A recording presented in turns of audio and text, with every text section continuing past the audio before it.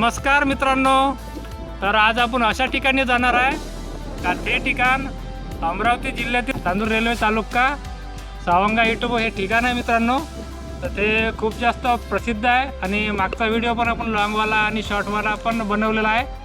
तर आता यात्रेचा महिना चालू आहे, कारण गुढीपाडव्याला काही आपण गेलो नाही, त्यावेळेस काही आपल्याला जायला भेटलं नाही. आजचा बुधवार आहे तर आजच चाललो आहे दर्शनाले. तर तुमचं पण दर्शन होऊन जाते म्हटलं आणि माझं पण दर्शन होऊन जाते म्हटलं कलचन माझं. तर तुम्ही पण दर्शन करा.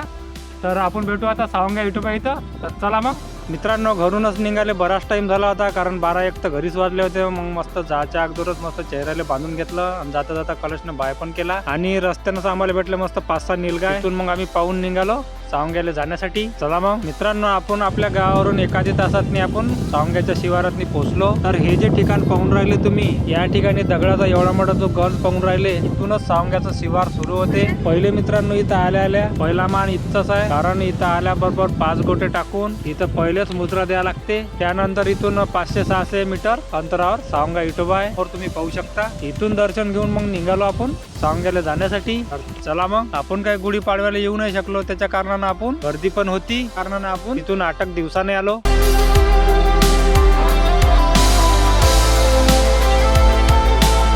तर मित्रांनो, आपण आता काही वेळातच येऊन पोहोचलोय मंदिराच्या परिसरामध्ये. इथूनच असं आपल्याला पूजेचे दुकानं स्टॉल पाहायला भेटते आणि सगळ्या दुकानासमोर मस्त पाण्याच्या बालट्या पण असं ठेवलेल्या असते. तर हे आहे मित्रांनो मंदिरात जायचं द्वार, तुम्ही पाहू शकता.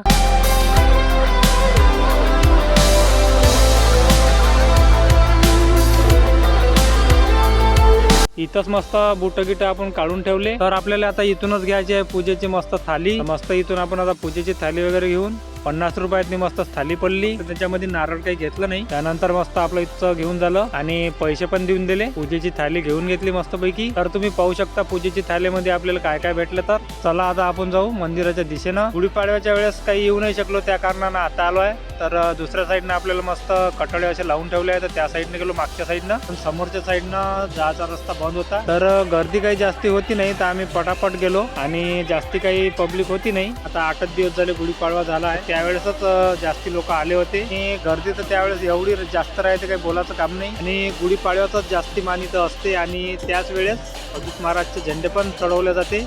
मित्रांनो, काही वेळातच आपण आता येऊन पोहोचलो आहे मंदिराच्या समोरच्या साईडनं. तर हे मित्रांनो भजन मंडळी तुम्ही पाहून राहिले, तर हे 1.25 महिन्याची मांड अशी इथं भरवल्या जाते. तर आता येऊन पोहोचलो आहे आपण मंदिराच्या समोर. इथं मस्त आपण दर्शन वगैरे घेऊन घेतले. तुम्ही पण अजित महाराजचे दर्शन घेऊन घ्या. दर्शन घेऊन आलो आपण आता बाहेरच्या साईडनं, कारण बाहेर आहे अजित महाराजचे झेंडे. हे जे मित्रांनो तुम्ही झेंडे पाहून राहिले, हे 72 फूट एवढे हे उंचीचे आहे. दरवर्षी गुढीपाडव्याला हे नवीन झेंडे मस्त बसवल्या जाते. सावंगा इटोबा ह्या ठिकाणी मित्रांनो कापूड खूप जास्त प्रमाणात जाळल्या जाते. सावंगा या ठिकाणी मित्रांनो कापूड जाळण्यासाठी खूप जास्त महत्व आहे आणि मित्रांनो लाखोच्या संख्येने या ठिकाणी गुढीपाडव्याला भावी भक्त येत असते. आणि त्याचप्रमाणे मित्रांनो कापूर पण हजारो किलो इथं जाळल्या जाते. तर आपले आता सर्व इकडले मस्त दर्शन झालेले आहे.